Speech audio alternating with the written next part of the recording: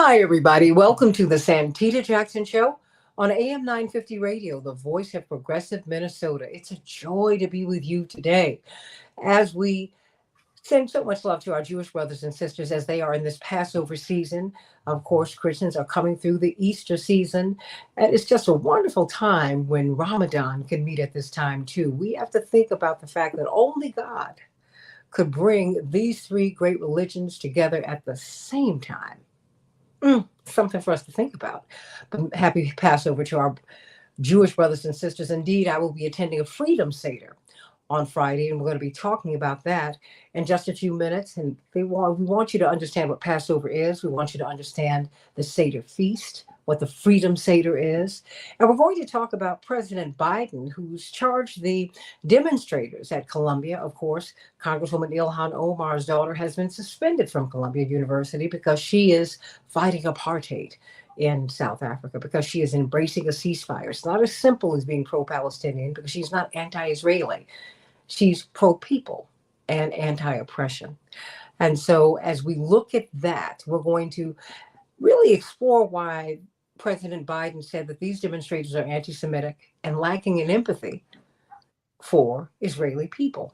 We think that's out of order. And then, of course, the Trump trial. What is all of that about? Well, now Benny Thompson, the senior congressman out of Mississippi, is putting forth legislation that would strip him of his Secret Service protection should he be convicted and sent to prison. What do you think about that? I want you to go to the Santita Jackson Show YouTube channel and meet up with my morning stars. They're also on the Santita Jackson and Friends Facebook page. But really, Facebook has reached out to me because of the traction that I'm getting. They want all of you to go to YouTube. So please do that. And like and share the show. Share the show, everybody. Share it with at least one person, And like and subscribe. And then click that bell so that you will be notified whenever we come on the air. And then, of course, the Santita Jackson and Friends Facebook page. That's the only place I can get friends, everybody. If you try to friend me on Santita Jackson, they kick you off. Please go to Santita Jackson and Friends. That's where I want you to go. And everybody, like and share the show right now. Please like and share. It helps me with the algorithm with Facebook. And please go to X, formerly known as Twitter, at Santita J. That is my handle there. Oh, Adam Gottlieb and Eli Newell, I'm trying to catch up with your generation. It's tough. It's tough, but I'm so honored to have these young activists. I have to call them really my sons, because you're young enough to be that. Yes, of the Jewish faith. They are young activists, and they are helping to change our world and make it so much better. And I'm so proud of them and all that they're doing. Indeed, Adam Gottlieb, we're singers together, and you are a cantor at your congregation. And I don't want to mispronounce the name of your congregation. What is it? Zedek? Zedek, exactly. Come on now. Ooh. That's what happens when you sing in other languages, darling. But I'm so proud of this congregation, because it's an international Jewish congregation that's based on core values of justice, equality, and solidarity, which is at the core of Judaism, everybody.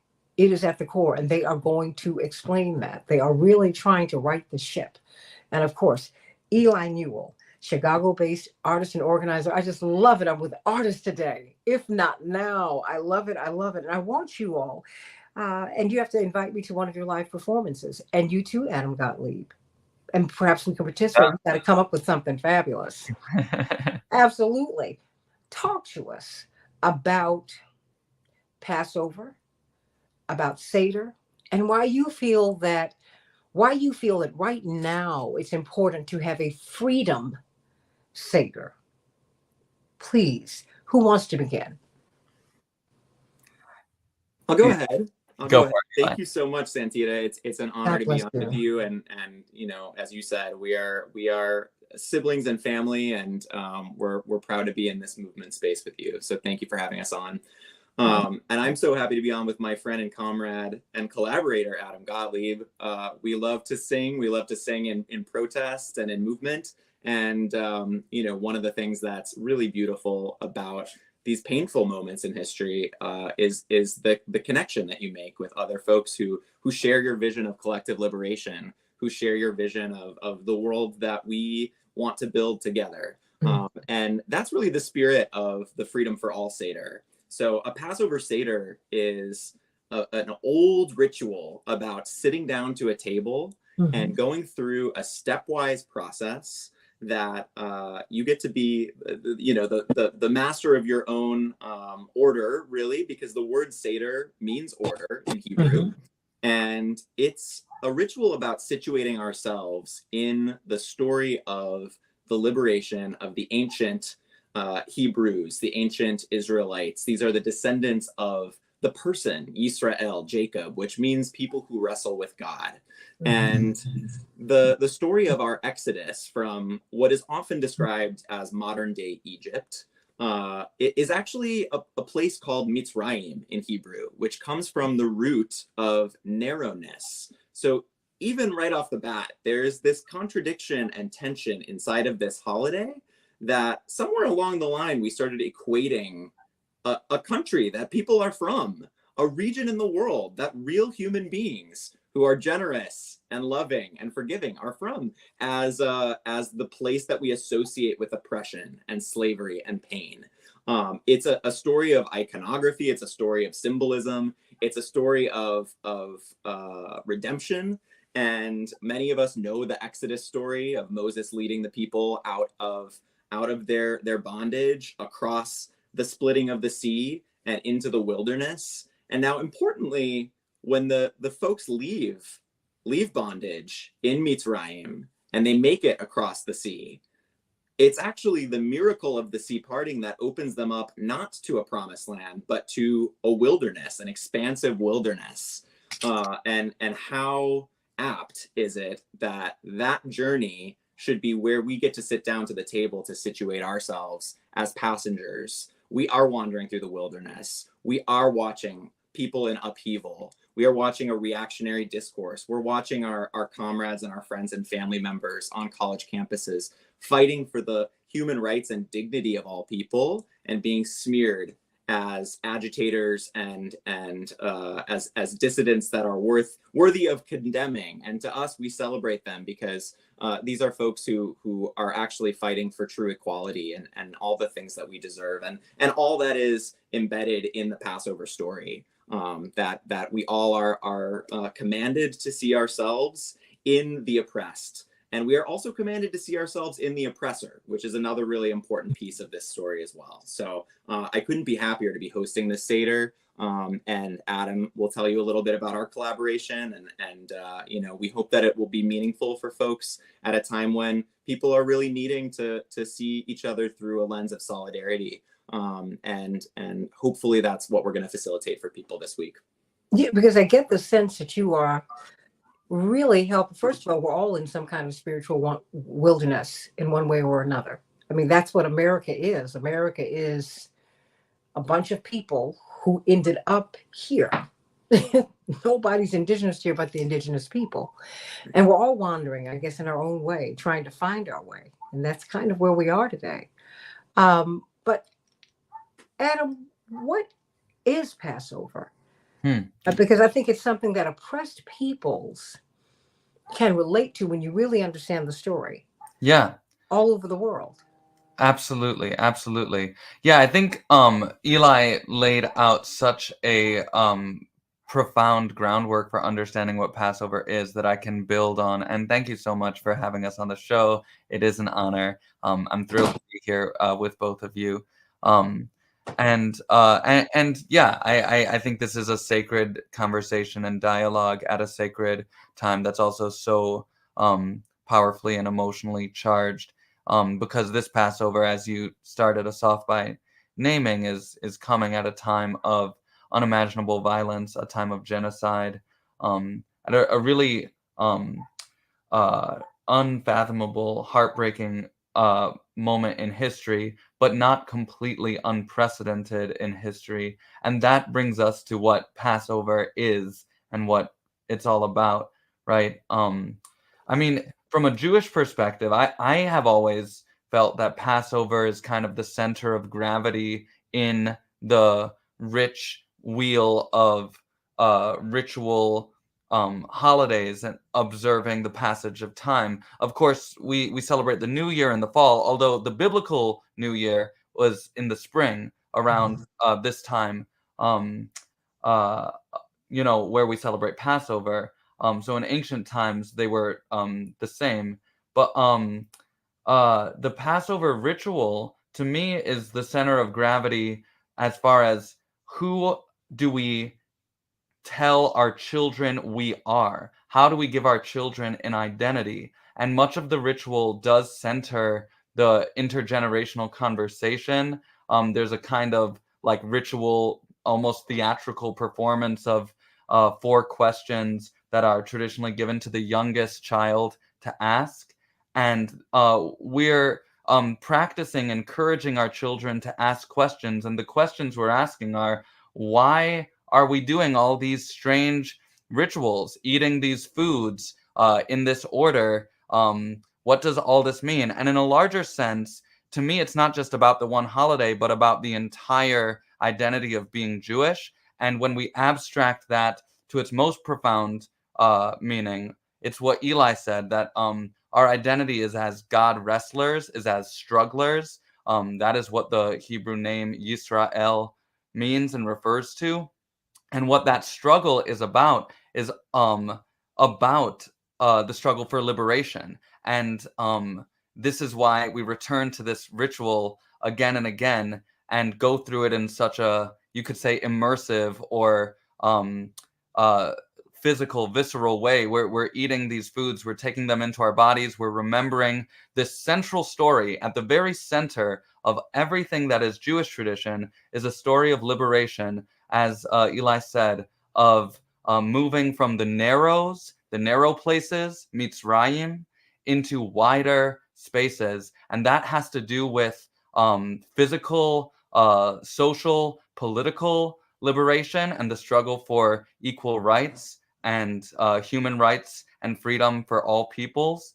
It also has to do with liberation from the narrow attitudes and ideas in our own minds that keep us from realizing that world where all are free. And so at this time, Passover has long been a time for Jews who want to center difficult conversations about Palestine and Israel, and who is really more resembling Pharaoh and who is really more resembling the oppressed Israelites in this modern day reality. When we look at this story from our tradition and take it seriously.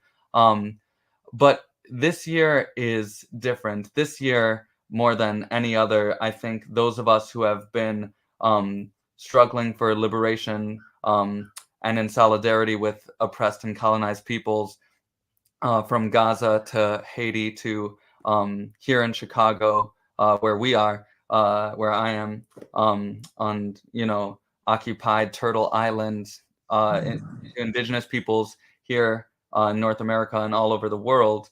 This is a year where we have to really, especially center the voices of Gaza and of the oppressed at our Seder table. And I'm so grateful to be doing that in collaboration with Eli and the International Freedom for All Seder Project, that If Not Now and other orgs are hosting around the world, and that I've just made a kind of modest contribution to as a song leader and curator and contributor. And I'll also be getting to, help co-organize a Gaza-centered solidarity Seder with Seders Chicago, my congregation that I serve as a cantorial artist on Sunday. So what is this? I've not heard of this before. And so many people in 30 countries, I understand, are coming together for this. Is it a freedom Seder? I mean, help me to understand what that is, because what I'm hearing Eli Newell and Adam Gottlieb say, I hear intersectionality.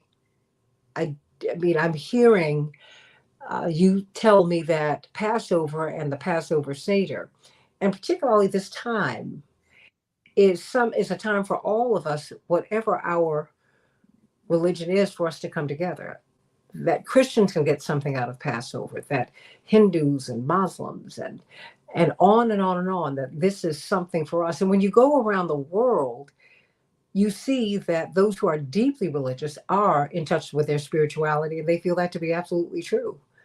I mean, those of us who are really, really into God don't draw lines. You just say, okay, that's how you do it. Okay, well, explain that to me. So explain the concept of this worldwide event that you want everybody to come to. Whomsoever will, let them come. Yeah. So the worldwide event is, we're calling it the Freedom for All Seder. Some people might say that's implicit to a Seder, because a Seder is an order of operations around different manifestations of freedom. We see this through these different symbolic moments, like 4 cups of wine. We see a number of different foods on our Seder plates that symbolize other parts of our movement from oppression to freedom. And we also tell the story. We tell the story of Passover, and we take many twists and turns, like Adam was saying, for instance, giving space to the younger members of the room to actually ask questions and interrogate some of the ideas. From that to intergenerational moments of connectivity.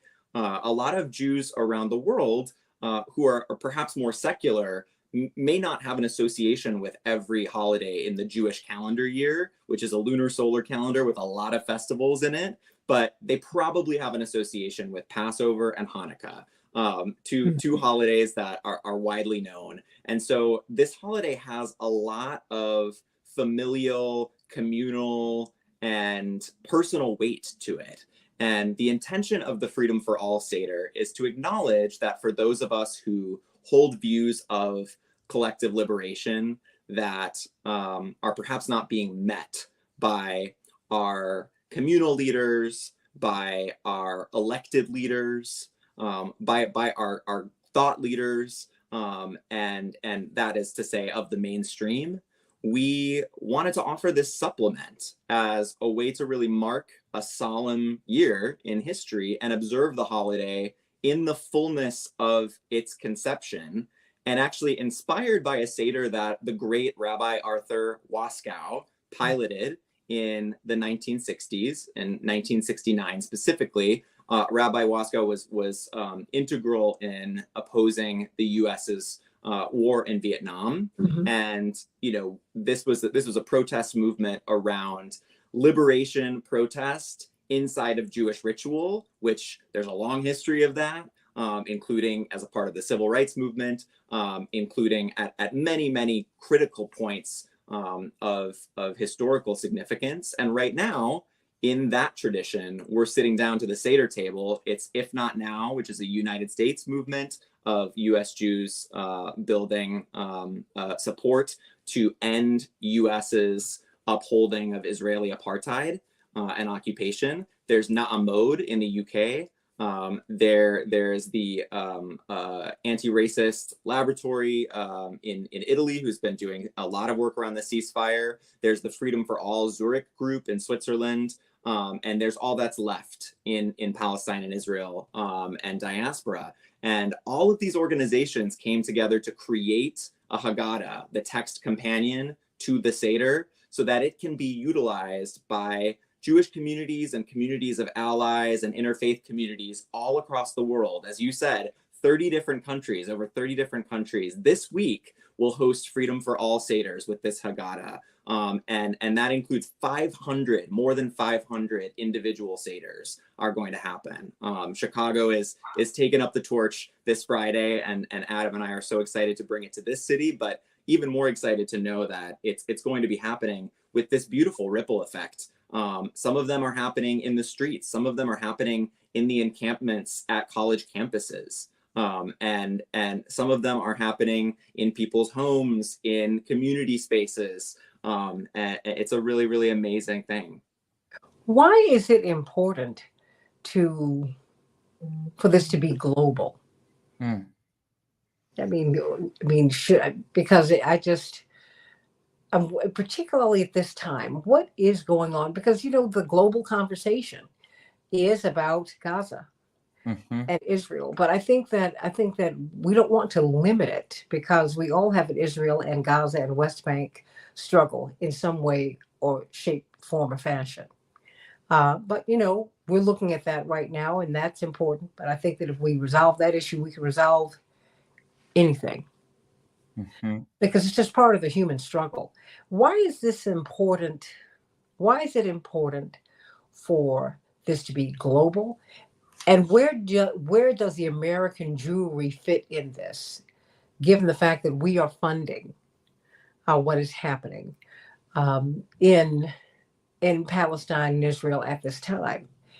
I mean, do you feel a special responsibility? Is there something that you need to say that you think your brethren and sisterin from all over the world, that is there something that American Jews have to say in particular? Yeah, I think Eli can speak more specifically to the intentionality behind the uh, global organized effort of the Freedom for All Seder, but just in general, I think your question is such a good one. And what I can say is that, this is a time where international solidarity between oppressed and colonized and racialized and working peoples and poor peoples around the world and indigenous peoples around the world is growing, as we recognize that our struggles are more and more inseparable. And really, what we're striving for is a kind of global liberation from uh, the kinds of oppressive and death creating systems that close hospitals here in Chicago so that we can bomb hospitals there in Gaza, right? This is a global issue, and people all over the world recognize their stake in what's happening in Gaza right now, not just as metaphor, but as actual connection, right? That there's a war machine that is going to take out more and more people and suck up more and more of our resources that should be used to create life instead of death. And we need to come together as peoples around the world to stop that and dismantle that. And then, spiritually and culturally, and from an interfaith and intercultural perspective, like you said, this really is a moment where I think Passover is more than ever something for everyone. I mean, it's always a tradition to invite non-Jews to the Seder table as part of that spirit. And there's a part of the Seder where we are commanded by tradition to open up the door and say, let all who are hungry come and eat.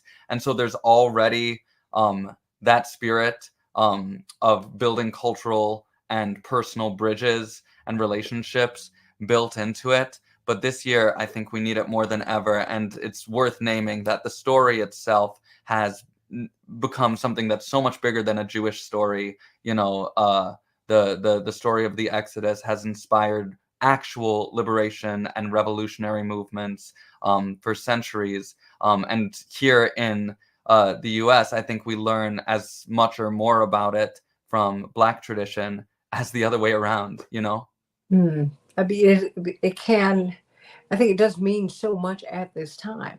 Yeah. And it seems that this Passover story is really central to the Jewish narrative. When you look at slavery and the role that slavery has played in the development of the United States of America and the Americas and the Western world, and what can we draw from it? Because I'm very interested in all of us within the sound of our voices today learn from Passover and learn from I think it's fascinating that you are connecting the Seder to freedom. I mean, helping us to really understand that. Why is that important for us to really understand that? I mean, because this is is this sparking a debate within the Jewish community? Because everybody doesn't agree. No community is monolithic. I mean, we all, we all have disagreements. We all view, some people view what's happening um, in uh, in Israel and Palestine and the West Bank as, and Gaza and the West Bank as, well, I was listening to someone this morning. He said, no, this is justified. October 7th, it sparked so many fears. We haven't seen anything like this since the Holocaust. At the same time, what you don't hear in corporate media is how Palestinians are feeling and how they've been feeling for three-quarters of a century. Um, but you've been feeling this for centuries. And Black folks too. I mean, everybody's got a piece of this story. I guess that's what I'm really trying to drive home here. And I'm really interested in us all trying to get a piece of this. I just don't think that people should show up on Friday. We should really be a part. I mean, how can that happen? Well, I know I'm throwing these questions at you, but look, I'm a PK, a preacher's kid. and so these are the kinds of conversations, quite frankly, that my family have had around our table down through the years. When we've had people of all different traditions sitting at the table, and then you just start asking questions. And, sometimes people would walk away from our dining room table exhausted, like, I thought I was just coming for dinner. And maybe you thought you were just coming for an interview. But I think that this is so important. As I welcome Ariel Gold from the Fellowship of Reconciliation, Dr. King was a part of this group. He was very, very proud to be part of this interfaith collective as we talk about President Biden charging demonstrators with not being empathetic. If you want to give voice to Palestinian pain, you can't be empathetic to Jewish fears and pain, which is not true. And I think that some people are so narrow in their focus that they would think that Passover is not something that they have we all have skin in the game of Passover. We all have something to take away from Passover. And if you don't attend a Seder, you can have your own. That's kind of what you're telling me, because you're going from organizations, I'm sure, to congregations, to individuals. I mean, why do you celebrate? Well, why do you celebrate the Seder in that way? Because I mean, it's not just. I don't just have to go to church, if you will, to embrace that. It's something that you can do it at home yourself. Mm-hmm. Well, Santita, it's exactly what you said. It's that we've got skin in the game, and this holiday is a biblically commanded reminder that we have skin in the game for our fellow humans, not just for our own flesh and blood, our brethren, whatever that means to each of us, that we are part of one collective family. And so it's in that tradition and in that obligation that the Freedom for All Seder needs to be a movement of global solidarity, and needs to be a movement of intergenerational and interfaith partnership. It needs to be a collectivist movement of intersectional means. And one of the things that we say in the Seder is Bechol Dor Vador, in every generation.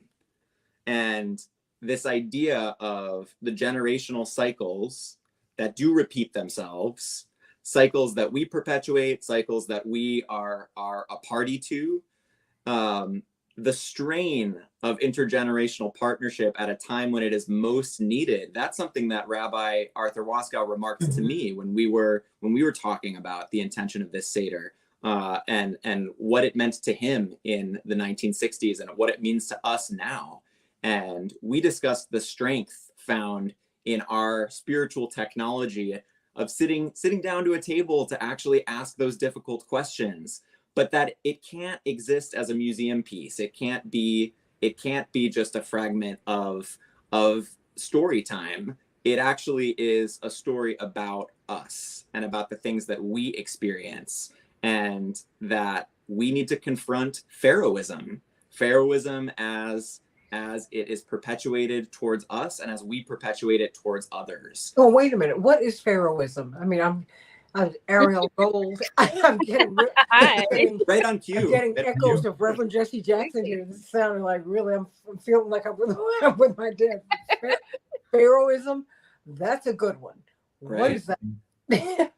Explain that, please. Well, I think it's the idea of, the oppressor in the story is the pharaoh who rises up and says that the Jewish people have become too numerous and they need to be destroyed, enslaved, oppressed. And then the child of that pharaoh, in fact, also perpetuates even graver misdeeds and misfortunes on the ancient Israelites. And there's a struggle that ensues. There's a struggle that ensues in the freedom from that oppression as well. And there's pain on all sides of that struggle. And I think that it is in that complexity that we can see Pharaohism in our world today. It may not look exactly like it looked in the story of Exodus, but it is the refusal to look beyond the narrowness of what it is that we must protect, what it is that we must preserve, what it is that we must subjugate, and to actually look with expansiveness at the world and with generosity and kindness and radical love is something that requires a ritual reminder. And radical love. I mean, of course, I welcome Ariel Gold to the show. Former co-national director of Code Pink. She is not in jail today, and we're glad about that. But of course, she is the first Jewish executive director of the Fellowship of Reconciliation. Indeed, Dr. King was a proud member of this organization because throughout the course of his lifetime, he sought to bring people together. Indeed, that was one of his last great the last great campaign was the war on poverty, which went across all color lines, all religious lines. Everybody has skin in the game, and that's why I think this is very important for us to explain this. And if you don't mind, as I weave you into this conversation, Ariel, I'm talking to two artists, and then I'm not going to say in my other life, part of my life, I was going to be in math and science in college, but my heart was never there. It was always with music, it was always with letters, arts and letters. I mean, I love that. And I want to know, because one of these struggles that we have seen down through the years, Thoreau, Emerson, everyone talked about the role of the artist in society. How has your artistry shaped your worldview? Because we were saying, Ariel, before you came on and before we came on the air, artists don't discriminate. That's why people think they were all a little strange, a little weird, and and we married interreligiously and interracially before anybody else did, because if you're singing the right note and our voices blend, we're very happy. And you beautiful voice, Santita. I was so blessed to hear you sing at the Gaza Summit. Oh, well, thank you. And I promise you I'll do it again. And I'm going to have these brilliant artists do that too. We should have them. Because when we do that, all the barriers come down. They just do. So, how has your artistry shaped what you're doing, your activism today, and even your view of what's happening in the world? Adam, let me start with you. Sure. I was looking at Ariel, but and I'd love to hear from Eli on this question too, of course. I love that question so much, Santita, and I think about it a lot, so much that I sometimes don't know what to say. I think. Well, I think it evolves, right? I think. I had it and then it, it went away. Someone else go. Well, and let me just say this. One of the things that we understand as artists is the happy accidents, and we just roll with it, because I think our understandings, one of the great things about being in that space is that you're dynamic, you're not static. And so even what you understood of Judaism as a child, you know, the Bible says when you were a child, you thought as a child. Mm-hmm. But when you came into adulthood, you put away childish things. Our understandings for all of us, I don't care what your backgrounds are, they evolve. Mm-hmm. They evolve. Even in this moment, Adam, come on. Yeah. I know you got. I remembered. I remember what I was going to say. I mean, to me, ever since my artistry started as a kid, and I started as a youth doing spoken word in Chicago, and then that turned into hip hop, and then that turned into music, like songwriting with instruments and leading a band and all that. But it's always actually been about like discovering spaces and creating spaces where we could be more fully human together and changing culture on purpose, starting with just the culture of whatever spaces we're already in our communities, and then rippling out more and more and connecting with other artists. So there's always been a communal aspect to artistry and art for me, and a term that I've come to love a lot and think about a lot is cultural worker, which is in some ways even broader than just artist, and includes like writers and librarians and archivists and teachers and educators of all kinds and media workers of all kinds. And ultimately all of us have to work with culture in some sense just to like exist and be human. And in a sense we are all artists too. We're all creative. And so artists, I think, have a sense of like we do create the world with our words, with our actions, with our thoughts, with our intentions, and we do that on purpose. And when we find other folks who are doing it effectively, we're like, I want to build with you. Let's build a better world, you know? That's right. That's what we do. That is what we do. Yeah.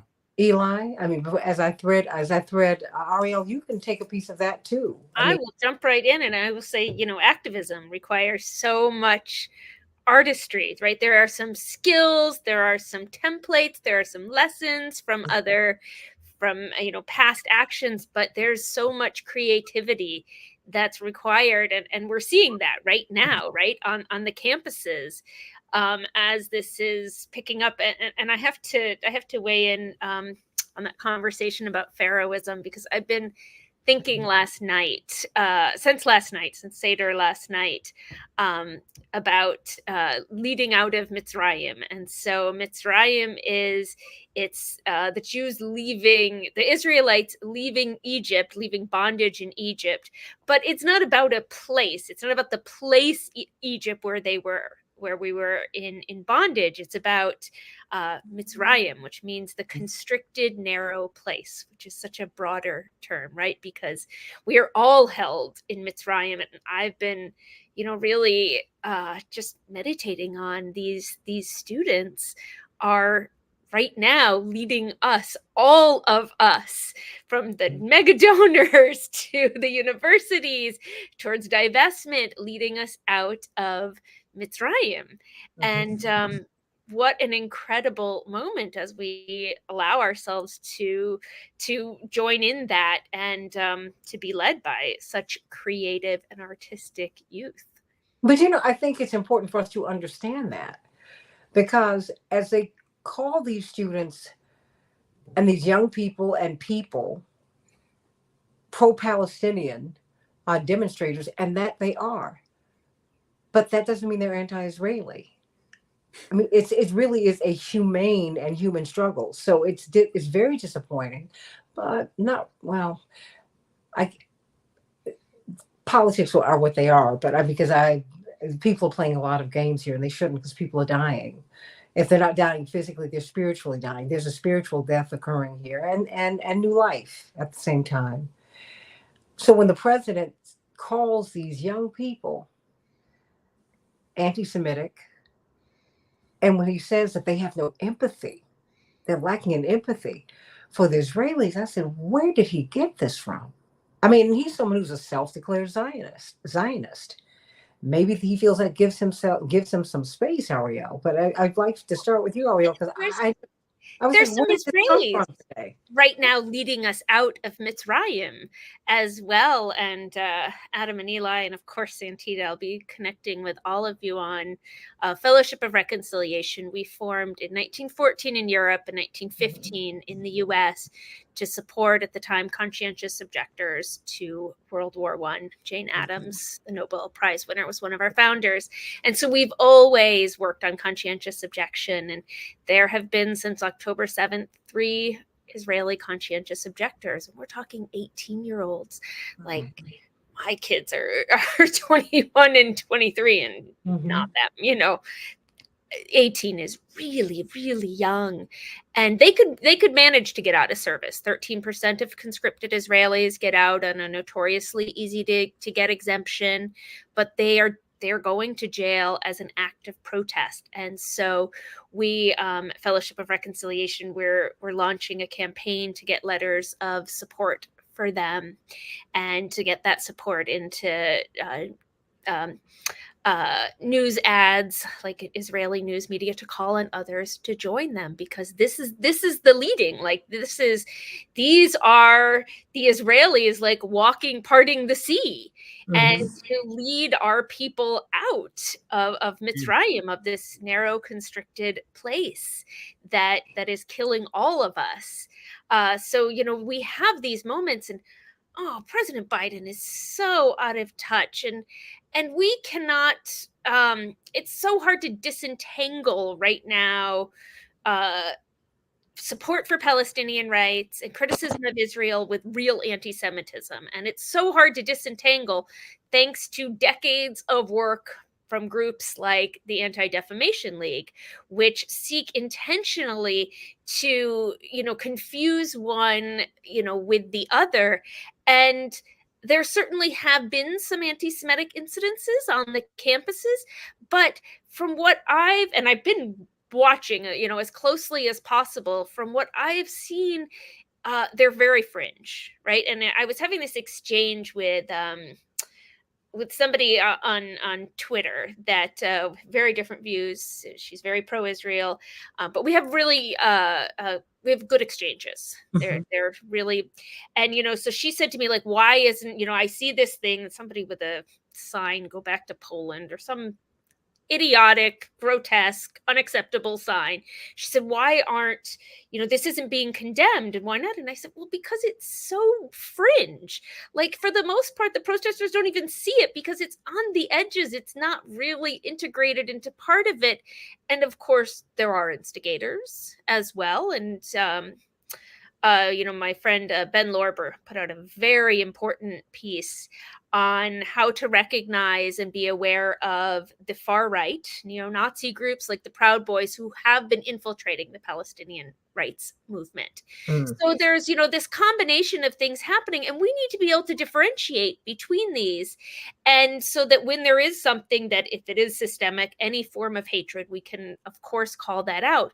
But we also don't want to overblow isolated fringe elements that are always going to be there and are always on the edge of any resistance movement, right? You always find that kind of weird element on the side. But we have Jewish students on campus uncomfortable with phrases like "from the river to the sea," which, first of all, we have spent way too much time as a country trying to dissect this phrase. It really came about because it rhymes. I was trying to legislate it. Well, what does it mean? It means liberation for all, from the river to the sea. It's Thank you. very simple meaning, and it really came about because it rhymed. And me, who have spent decades at protests and had to lead marches for a long time, sure, you're trying to think of something that rhymes, that works for your protest. That's rhythmic. But I mean, and we have turned this into this terrifying thing for some students, and we need to be able to pull that apart and recognize when there is something to be called out, and in that case to do so, and to know where the movement's principles are, which if you talk to any of the organizers at these protests, I mean, it's core humanity and equality for all people. And we have to be able to know that. And Biden is doing the worst job possible of recognizing that. Well, I mean, oh boy, we abuse so much. I mean, because Christianity was taken completely out of context when it was taken to Rome. That's no slight against the Catholic Church. But whenever the oppressor takes over the narrative, yes, they favor the oppressor. And so you forget even that Jesus was a Palestinian Jew who was a refugee. It's like you don't even. The intersectionality of all of that for me, it means so much. So I was talking with my brother Jesse, former Congressman Jackson, who was a seminarian also. He said, "What are they talking about?" Jesus, he said, at the core of our religion is Judaism. He said, Jesus was Jewish. What? He was a rabbi. What?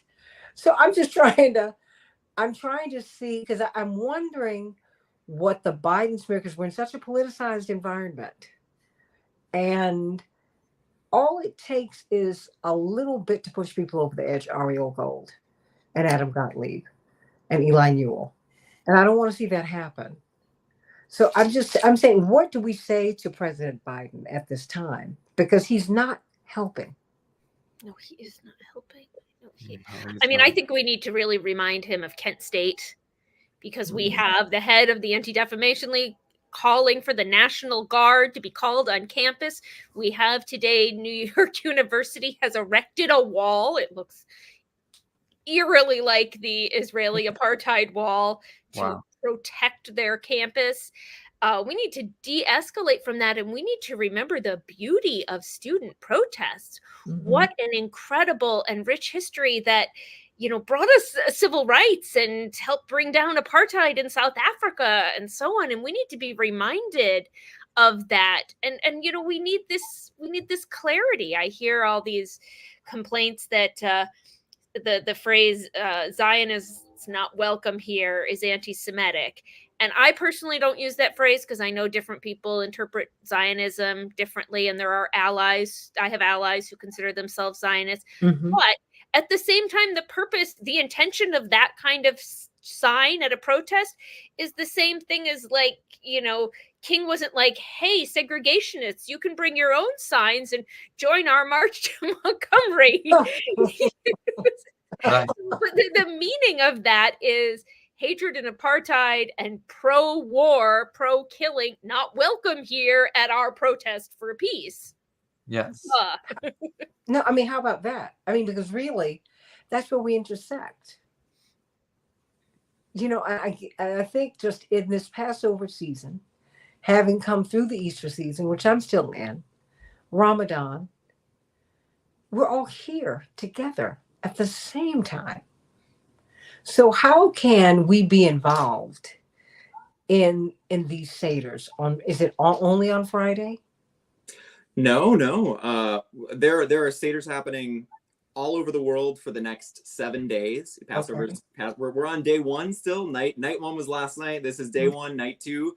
We got 8 of them. So you can go to www.freedomforallseder.com and actually see where these Freedom Seders are happening all over the world. Some of them are virtual. You could join them virtually.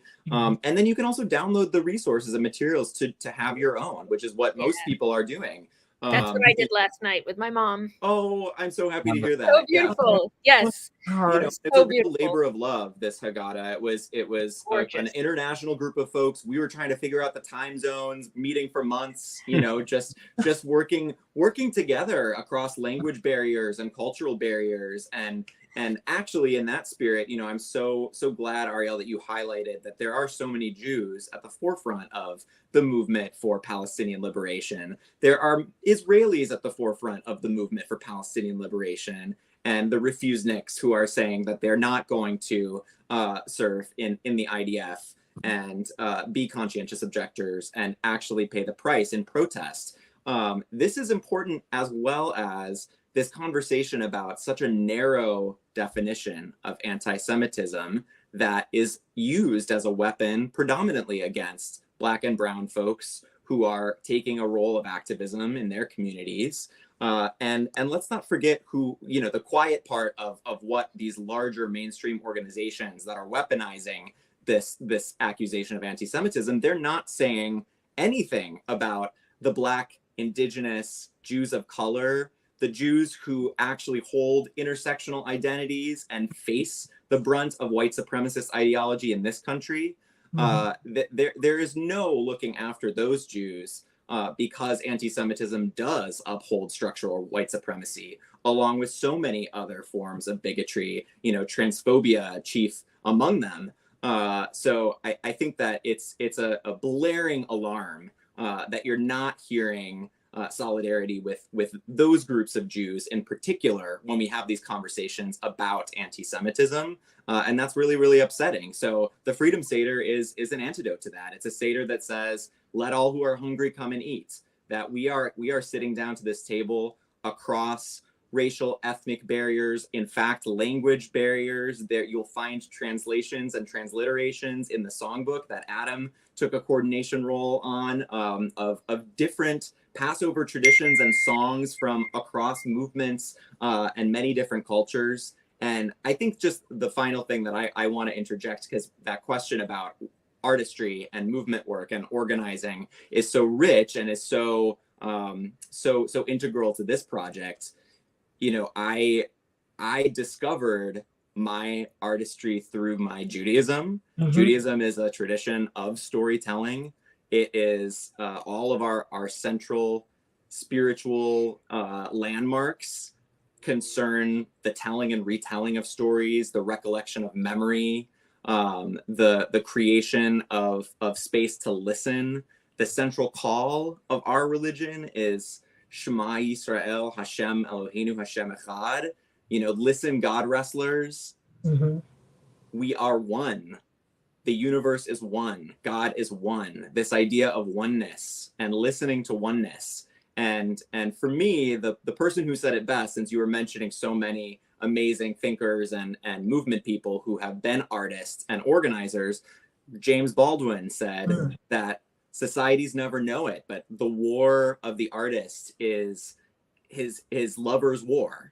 That the artist does at his best what lovers do, to reveal the beloved to himself, and with that revelation to make freedom real.